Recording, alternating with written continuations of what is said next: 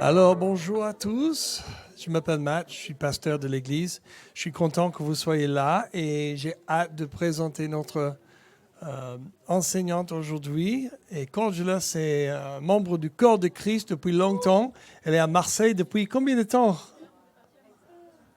Quelques années. Quelques années étirées. Et moi, j'admire Cordula parce qu'elle est persistante. Elle est persévérante. Elle n'est pas quelqu'un qui est là juste pour les bons temps, mais quand les bons temps partent et les mauvais temps arrivent, elle est toujours là, fidèle au Seigneur, fidèle au travail que le Seigneur lui a donné. Et moi, je suis vraiment ravi d'avoir quelqu'un comme elle, quelqu'un qui peut prêcher l'Évangile tellement clair et expliquer la Bible, enseigner la Bible clairement. Et on a besoin de plus de personnes comme elle. C'est pour ça qu'on fait l'école de ministère avec une fois par mois pour former de plus en plus de monde. Mais j'aimerais bien qu'on l'honore avec une applause, avec les applaudissements grandement. Bien. Alors le thème, ça va être un peu la Seigneurie de Jésus. Et je vais commencer par une petite explication du mot Seigneur. Seigneur dans la Bible, c'est le titre pour Dieu. Et en fait, un seigneur, vous le savez certainement, il y a bien longtemps, il y avait beaucoup de seigneurs dans le monde, surtout en Europe, des seigneurs qui avaient des domaines. Et sur ces domaines, ils avaient des terres agricoles, il y avait le bétail, et il y avait des maisons où habitaient les serviteurs. Et ce seigneur, il avait le droit de régner sur son domaine. C'était lui qui dirigeait, c'est lui qui donnait les ordres. Il était seigneur. Donc c'est quelqu'un qui a de l'autorité sur son territoire. Et maintenant, c'est plutôt un titre de respect. Vous savez, la reine d'Angleterre, si elle a envie d'honorer George, elle va dire « George, viens ». Elle va prendre une épée, elle va dire « Maintenant, tu t'appelles Lord George ». Pour rien, mais ça ne veut pas dire qu'il a un territoire qu'il va gérer. Là, c'est un titre honorifique. Et en fait, quelqu'un qui est seigneur a le droit de régner sur son territoire. Et je pense que la plupart d'entre vous, vous avez déjà pris l'avion. C'est vrai? Alors, quand on rentre dans l'avion, on met ses bagages. Après, on s'installe, on met la ceinture, puisque le test passe, c'était mettez votre ceinture.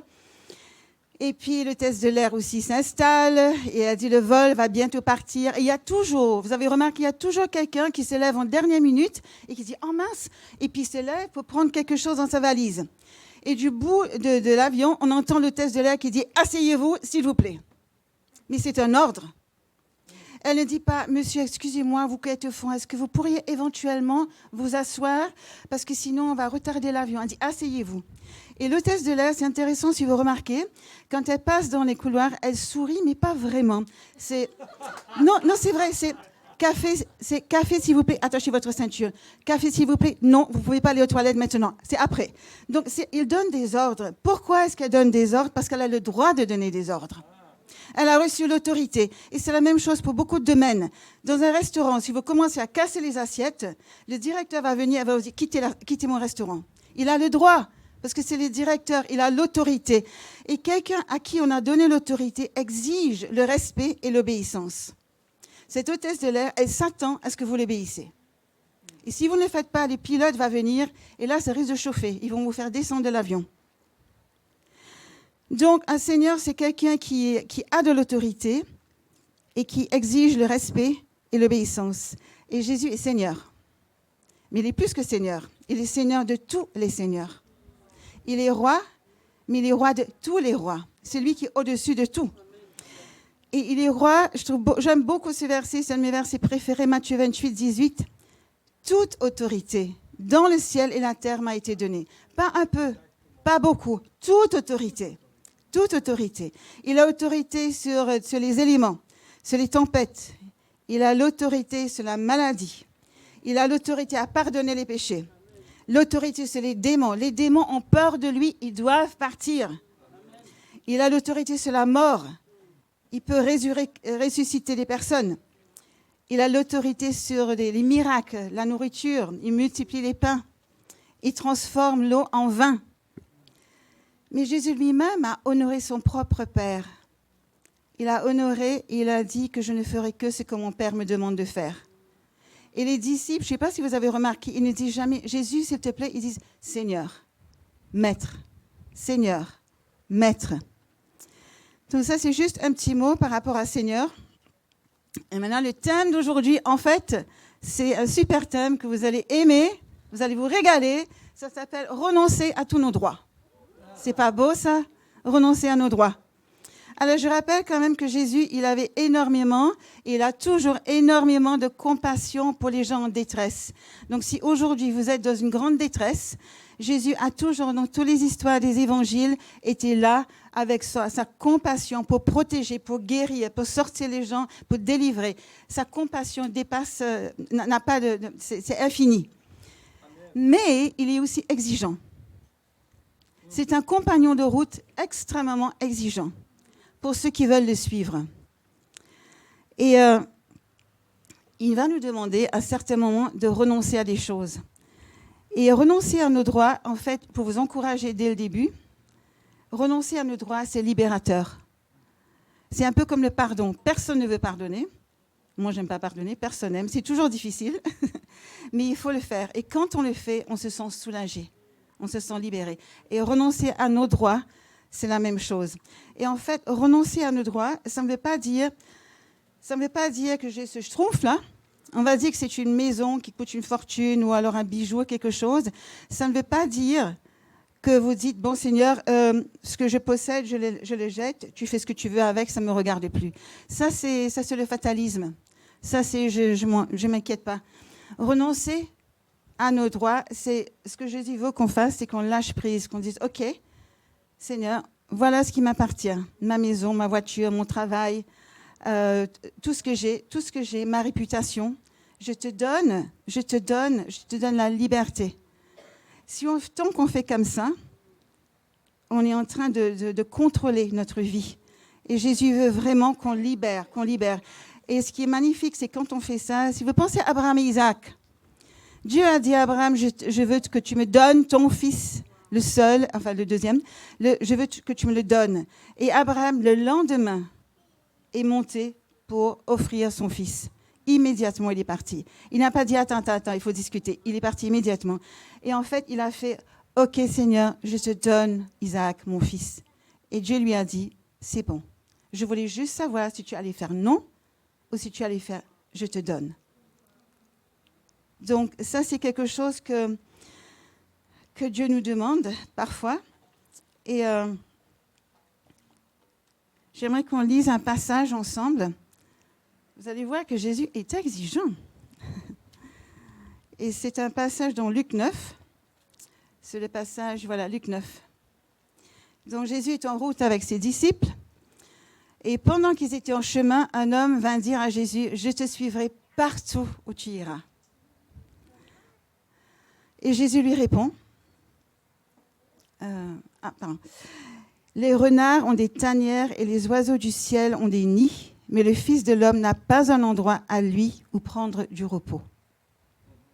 Alors, qu'est-ce qu'il est en train de dire? Il est en train de dire, tu veux me suivre? Moi, je ne peux pas te garantir le confort. Je ne peux pas te garantir cela.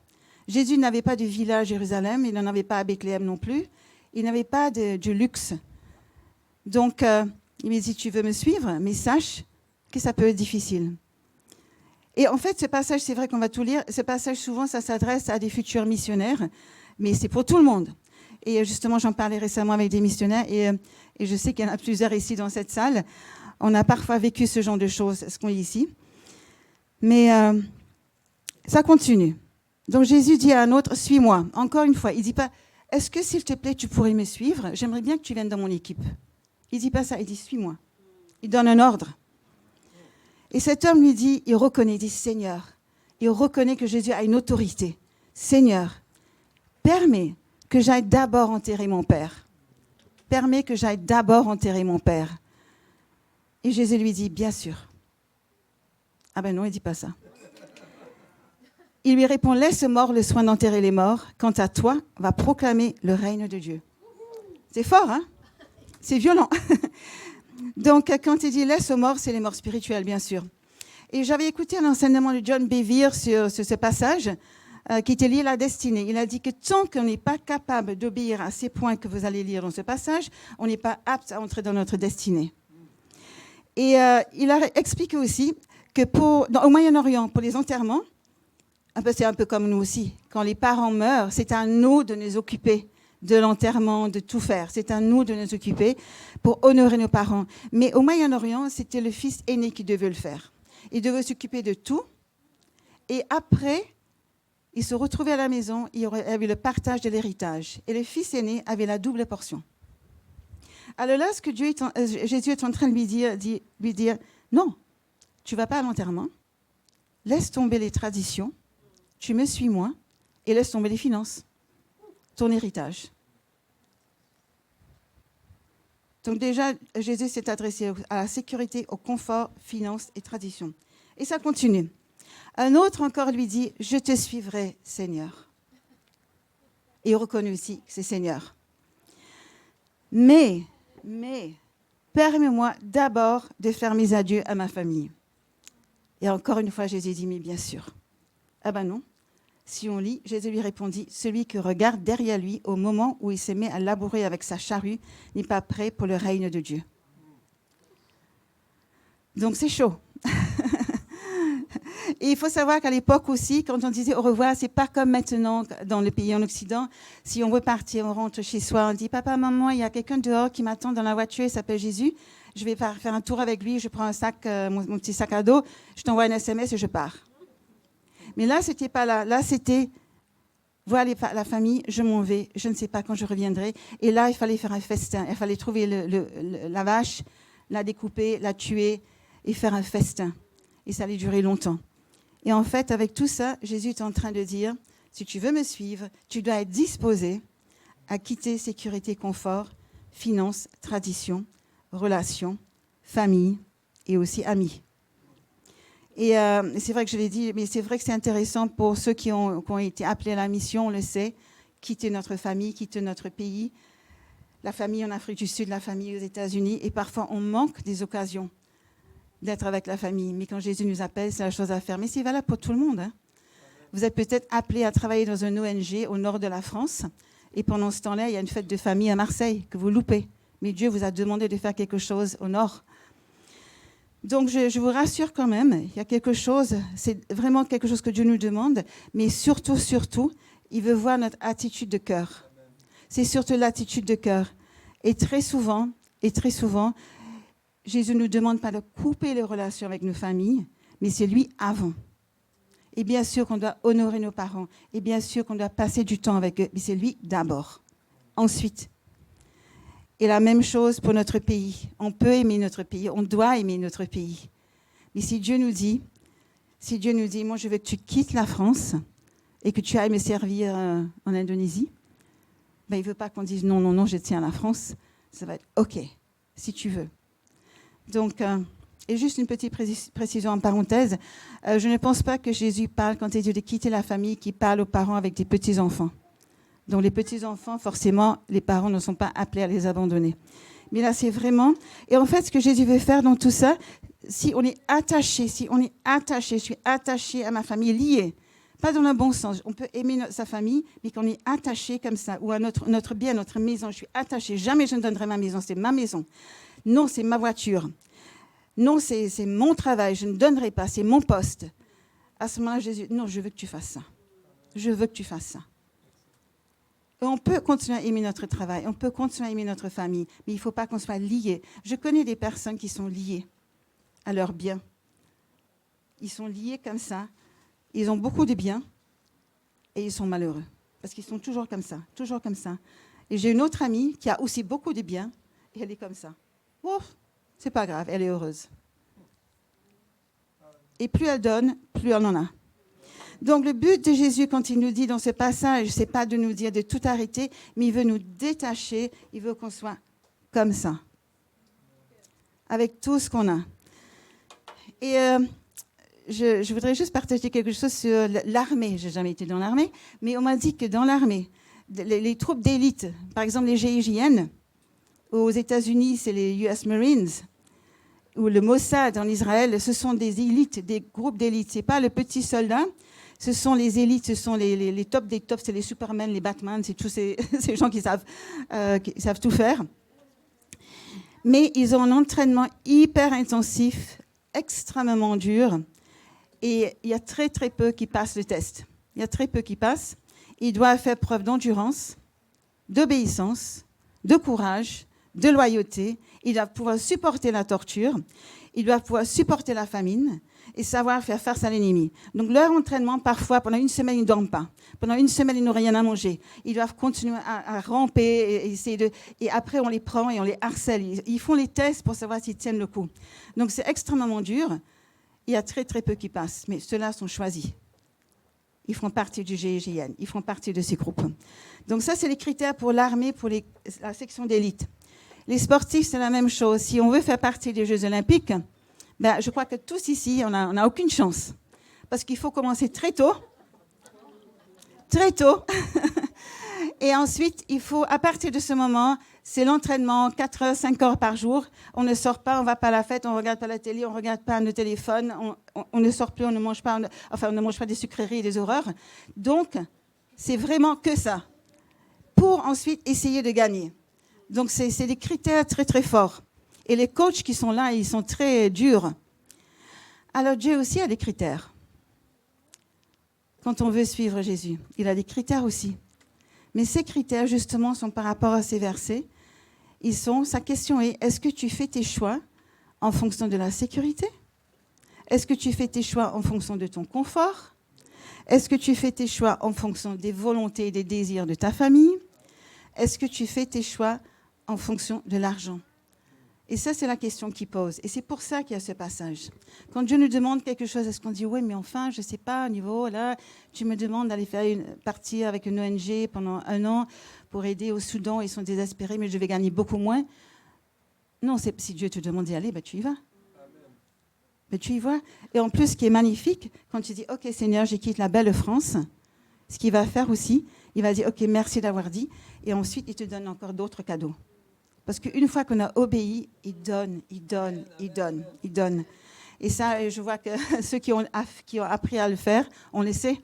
Dieu nous demande de lâcher, mais après, il donne. Il donne. Il n'est pas là en train de dire, tant pis pour toi, tu as tout perdu.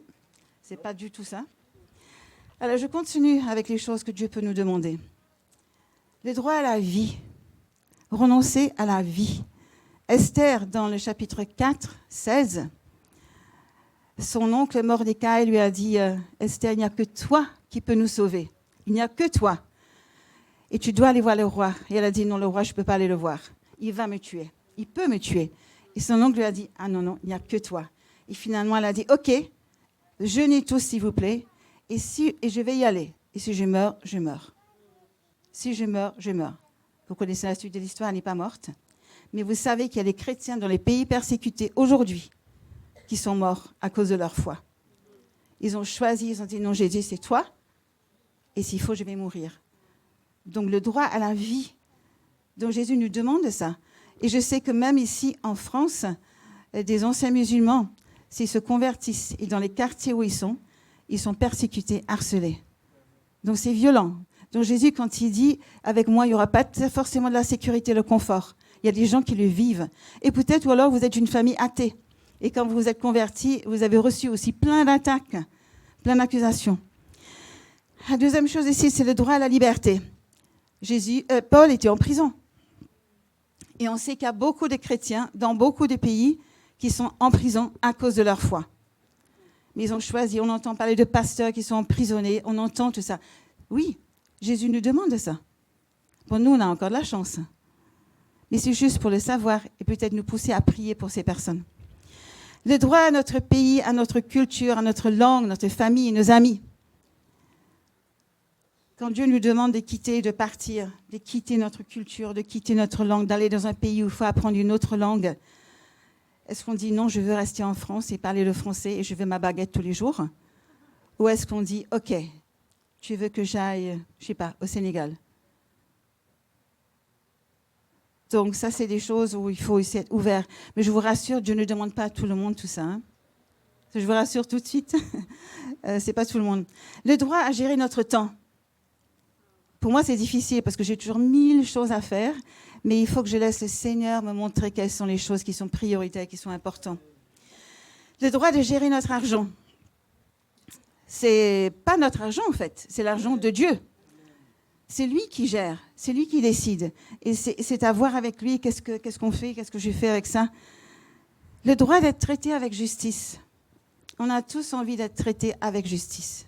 Ça se passe peut-être dans le travail, il y a quelque chose d'injuste. On a vraiment envie, on a besoin de ça. Et c'est normal parce que Dieu est un Dieu de justice, il nous a donné ça. Mais parfois, il faut juste dire, OK, j'ai été traité injustement, Seigneur, je te donne ça. Je te fais confiance, aide-moi, parce que là, je ne peux pas. Parce que c'est difficile, parce que parfois, on ne peut pas se défendre. Je vais parler un peu plus de ça. Le droit d'être compris et le droit d'être apprécié. On a tous envie d'être compris, on a tous envie d'être appréciés. Mais parfois, ça ne marche pas. Et parfois, il y a des incompréhensions.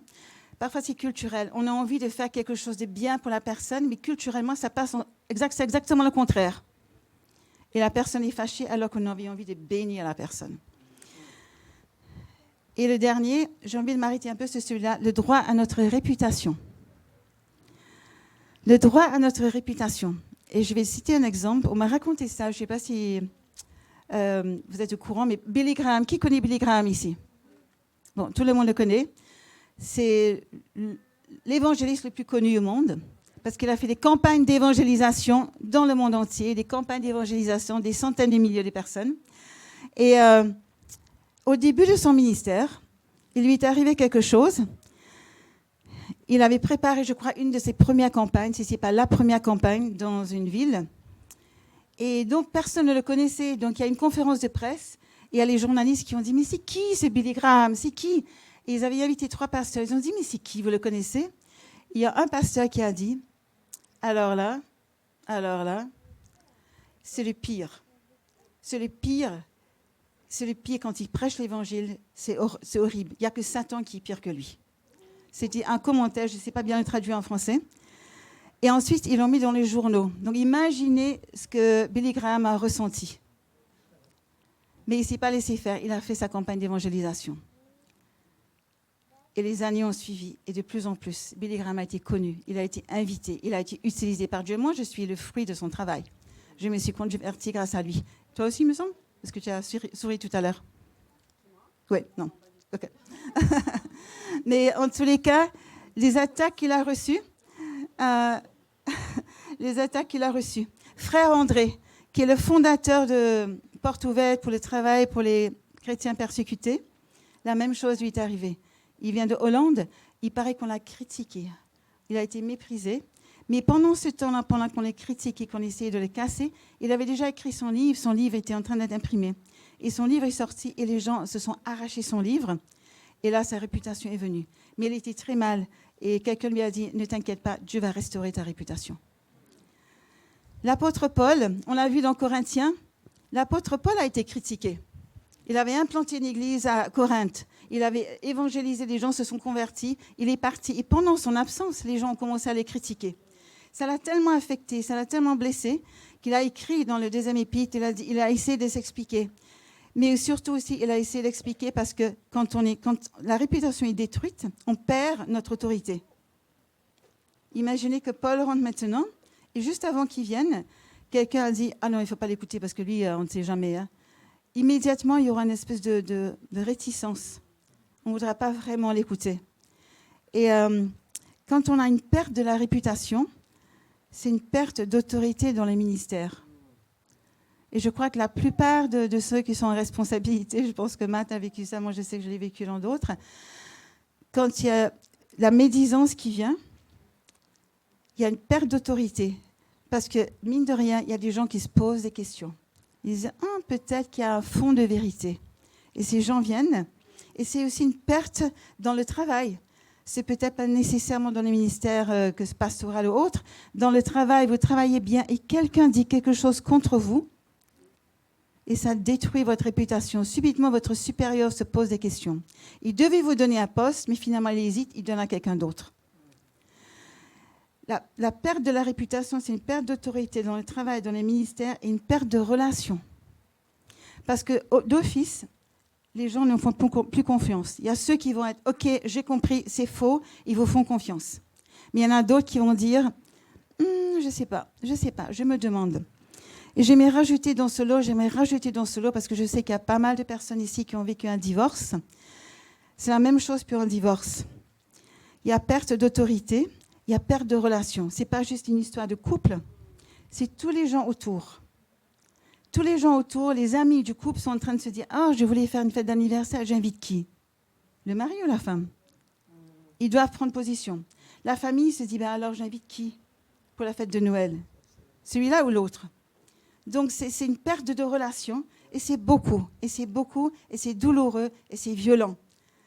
Et je ne vais pas raconter mon histoire, mais moi j'aimerais simplement vous encourager. Moi j'ai vécu ce genre de choses dans le cadre du ministère, une attaque violente qui a détruit beaucoup, mais j'étais tellement détruite que je ne pouvais pas. Je ne pouvais même pas, comme Paul, faire un courrier. Et j'avais qu'une seule chose à faire. Heureusement que Dieu m'a dit dans Romains 12, il m'a dit, compte sur moi, c'est moi qui vais m'en occuper.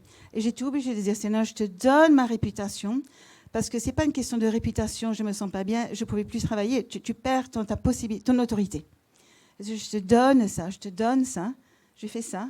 Au lieu de dire, non, je tiens ma réputation, aide-moi. Je te donne ma réputation, je te donne ces dégâts, je te donne tout ça. Et Dieu a fait quelque chose d'extraordinaire. Il a enlevé la personne, il a même fait quitter la ville. Et petit à petit, les gens sont revenus et ils m'ont dit, on a compris que...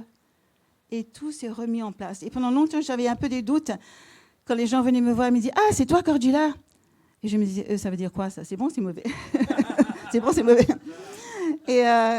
Mais maintenant, quand les gens viennent dire, c'est toi, Cordula, avec un grand sourire, je dis, c'est bien? Ouais, c'est bien, c'est bien. Donc, mais c'est vrai qu'il y a quelque chose, mais j'aimerais vraiment vous dire, quand j'ai appris à renoncer, Seigneur, je te donne. Bon, parfois, il y a des choses à faire, comme Paul, il a écrit, ou parfois, il faut dire à la personne de partir. Moi, je n'étais pas en état de faire quoi que ce soit. Mais quand on dit au Seigneur, je te donne ce droit, il y a quelque chose qui se passe dans notre relation avec Jésus, en fait. Ça s'approfondit. Moi, j'étais tellement reconnaissante à Jésus parce qu'il a agi en ma faveur.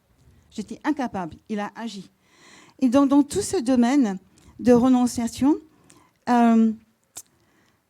Jésus nous demande parfois de renoncer à tout ou être disposé, simplement disposé. Il nous demande d'être disposé. Et en fait, c'est parfois aussi, ça nous aide à grandir. Moi, je sais maintenant que Jésus est mon protecteur grâce à cette situation.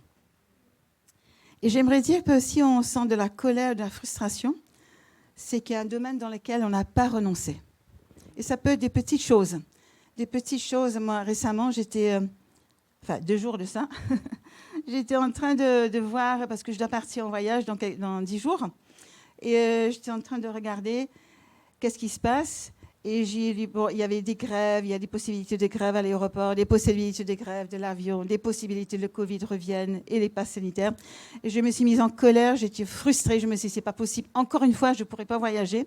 Ça m'a mise dans une telle colère. Et puis je me suis calmée, j'ai dit, bon, Seigneur, je te donne ce voyage que je dois faire, je te le donne. Je te le donne, je te laisse gérer. Et s'il faut, je passerai mes vacances quelque part dans une belle région en France. Et ça m'a vraiment libérée. Ça m'a vraiment libérée. Et juste une parenthèse, parfois c'est quand même l'ennemi qui bloque une situation. Et il faut se battre. Et j'ai pensé aussi, j'ai une amie, donc je l'ai dit tout à l'heure à Joséphine, elle s'appelle Anne-Claire, et sa maison a brûlé il y a à peu près une semaine. Sa maison a brûlé, tout l'étage, donc heureusement que c'est à 2 étages, et tout a cramé. Et elle n'était pas là. Et tout a brûlé, c'est sa clim mobile qui a pris feu pendant qu'elle n'était pas là. Heureusement que les voisins ont vu le feu, ils sont arrivés et ils ont éteint le feu. Et heureusement que la maman d'Anne-Claire qui était en haut, il n'y a rien qui s'est passé. Il y avait juste de la fumée. La maman était dit, c'est quoi cette fumée? Mais elle n'avait pas trop compris. Et heureusement que le chien d'Anne-Claire était dehors, parce que souvent il était dedans. Il aurait été cramé aussi. Et donc samedi, elle m'a téléphoné. Elle m'a dit, Cordula, tu sais, ils sont venus tout prendre, tout ce qui a été brûlé. Et elle me dit, je me suis mise à pleurer. Tout est parti. Et elle me dit, mais tu sais quoi? Après, je me suis sentie libre. Libre. Je vais recommencer, je vais refaire les choses. Il y a une liberté qui est venue après avoir tout, renoncé à tout. Et je crois que c'est ça que Dieu veut faire. Parfois, on perd tout, mais ce n'est pas grave, Dieu va rendre, il va rendre. Et je vais terminer avec la plus belle histoire de tous.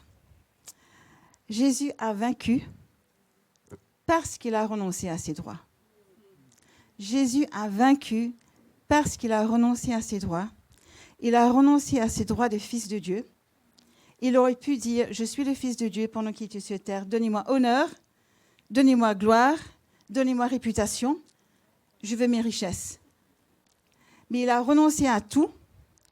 Et il a même accepté une mort terrible, injuste. Il a accepté cela. Et il a dit, juste avant de mourir, il a dit, « Ô Père, si tu le veux, écarte de moi cette coupe. » Donc, écarte de moi cette crucifixion qui va venir, parce que je ne la veux pas, elle me fait peur, je sais que ça va me faire mal. Il a dit, « Seigneur, si tu le veux, écarte de moi cette coupe. Toutefois, que ta volonté soit faite et non la mienne. » Que ta volonté soit faite et non la mienne. Pour vaincre l'ennemi, il faut faire la même chose que lui. Il faut qu'on soit disposé aussi pour renoncer aux choses. Jésus, c'est l'exemple absolu. Il aurait pu sur terre dire, écoutez, arrêtez de m'embêter, je suis le Fils de Dieu, je veux l'honneur, je veux la gloire, et maintenant je veux tout mon argent. Mais il a renoncé à tout ça, il a laissé tout ça. Il y a quelque chose d'intéressant, quand vous donnez quelque chose à Dieu, je donne le petit schtroumpf à Dieu, je donne la réputation à Dieu.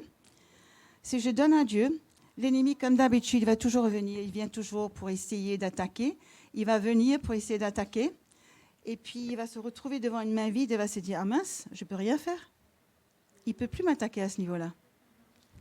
Et Dieu va lui dire, tu ne peux rien faire parce que c'est dans mes mains, c'est moi qui l'ai prise. C'est moi qui l'ai prise. Alors, j'aimerais simplement vous dire que le renoncement, c'est libérateur, c'est puissant, c'est un outil de combat spirituel.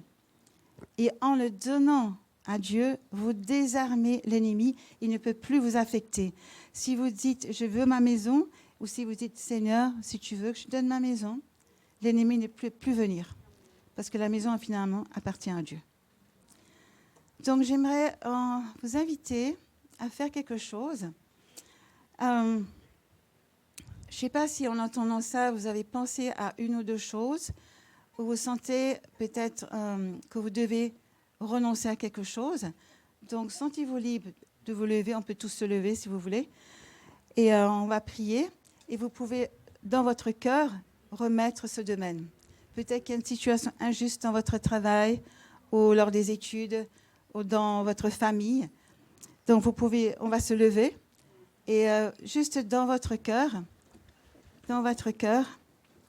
vous pouvez aussi, si vous voulez, lever la main et dire, Seigneur, je te donne ce droit auquel je tiens. Je ne veux pas, je veux avoir la main libre.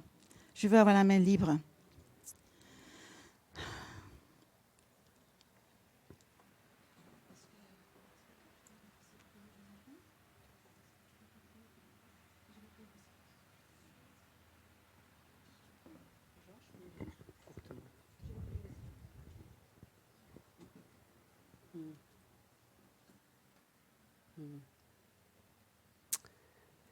Oui. Merci Père. Merci Père de nous avoir donné un modèle. Merci Père de nous avoir donné un modèle d'obéissance, un modèle d'humilité, un modèle d'amour. Et ça, c'est la plus grande preuve que Jésus-Christ a manifesté pour chacun d'entre nous. Un modèle d'amour qui s'est donné librement, généreusement, jusqu'au bout, complètement. Et parce qu'il a fait cela, il a vaincu pour nous tout ce qui était un obstacle dans notre relation avec le Père. Nous avions tout perdu avec Adam, mais nous avons tout récupéré avec Jésus-Christ. Et c'est dans ce sens que nous sommes appelés à vraiment nous rendre à lui, à nous abandonner à lui, à renoncer à tout ce qui est de l'homme en nous, pour embrasser totalement et entrer complètement dans tout ce que notre Père céleste a prévu pour nous sur terre. Merci Père, pas seulement sur la terre, mais dans le ciel. Et nous vivons et nous voulons vivre aujourd'hui ce que tu as prévu déjà dans le ciel, sur la terre. Merci Père pour cet exemple, pour cette prédication, pour ce rappel que tu nous demandes d'obéir. C'est un appel à l'obéissance. Et nous voulons te dire merci. Et pour moi-même, je veux te dire merci. Merci pour ce rappel. Merci parce que nous avons besoin d'être rappelés sur ce point. Merci parce que c'est une nécessité dans le temps dans lequel nous sommes, où nous sommes environnés d'ennemis. Nous avons besoin que tu restes avec nous, que nous restions avec toi, dans ton repos. Aide-nous, Seigneur, chacun maintenant, à te choisir, parce que choisir Jésus, c'est choisir la vie. C'est choisir la vie. Comme ça a été rappelé, Lazare est sorti de la mort. Et c'est cela, choisir la vie. La mort par rapport à toute chose. La mort par rapport au monde qui ne peut rien nous offrir. Ne peut rien nous offrir, le monde. C'est décevant. Et à la fin de notre vie, on a tout perdu. On a perdu tout, notre temps, notre argent, nos relations. Merci, Père, pour Jésus, ce magnifique cadeau dans nos cœurs maintenant, qui prend sa première place. Sois honoré, Jésus. Sois honoré, Jésus. Sois loué et adoré pour qui tu es dans mon cœur, dans nos cœurs, pour tout ce que tu as payé à notre place et accompli à notre place. Béni soit ton Saint-Nom, Seigneur. Merci, Joséphine. Je vais prier plus spécifiquement par rapport à ces renoncements. Et si vous êtes concernés, moi j'ai vraiment à cœur de prier pour ceux qui ont eu des situations difficiles par rapport à la réputation, si votre réputation a été détruite. Donc ce sera pour vous particulièrement. Mais j'ai prié, Seigneur, moi je veux prier, je veux te dire merci parce que c'est vrai que tu es un Seigneur exigeant, mais pour notre bonté, pour notre vie. Et tu choisis, tu veux qu'on soit des soldats aptes à te suivre. Et Seigneur, moi je veux te dire merci. Et je veux te dire que nous voulons te donner le droit à la vie, à la liberté, à renoncer à nos pays s'il faut, à renoncer à nos cultures, à renoncer à gérer notre temps, à renoncer à gérer notre argent, à renoncer à être traité avec justice. Parce que nous savons que de toute façon, tu es le Dieu de justice et tu vas arranger les choses à ta manière et en ton temps. On va renoncer au droit d'être compris et apprécié parce que toi, tu nous apprécies. Et sinon, moi, je vais prier spécifiquement pour toutes les personnes qui ont eu leur réputation détruite, que ce soit au niveau du travail, au niveau du ministère, au niveau de la famille.